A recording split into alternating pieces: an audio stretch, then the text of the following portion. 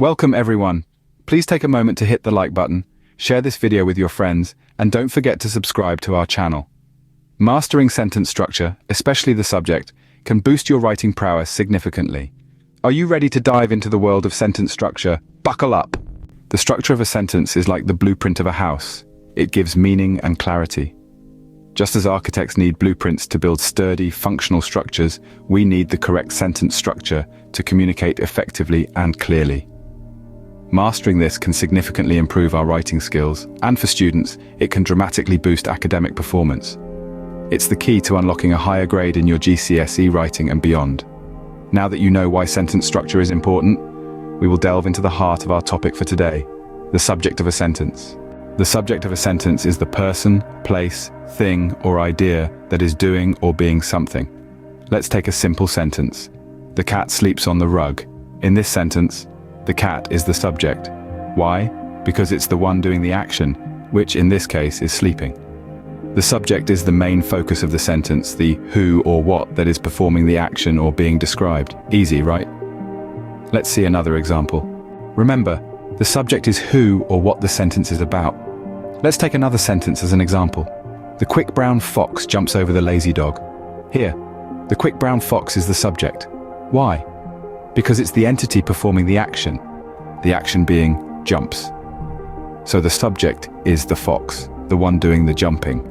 It's not the dog because the dog is simply being jumped over. Keep that in mind as we move on to our third example. The subject can also be a pronoun, a word that takes the place of a noun. Let's take a look at this sentence, for instance. She reads books.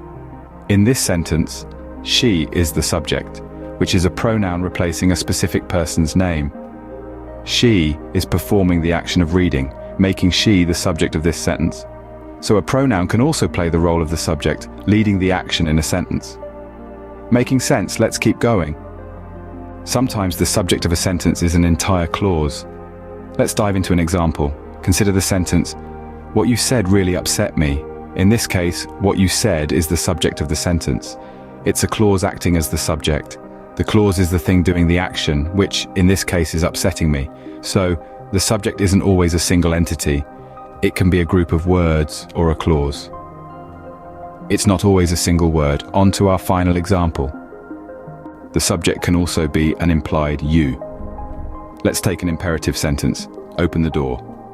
Here, the subject is not explicitly stated, but it's understood to be you. So in this case, the implied subject is you. This happens a lot in commands or instructions. The subject you is giving the action, which is to open.